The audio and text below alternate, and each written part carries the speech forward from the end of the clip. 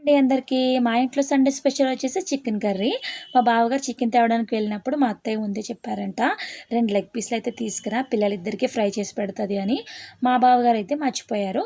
కర్రీకి మామూలుగా పీసెస్ అయితే కొట్టుకొచ్చేసారు.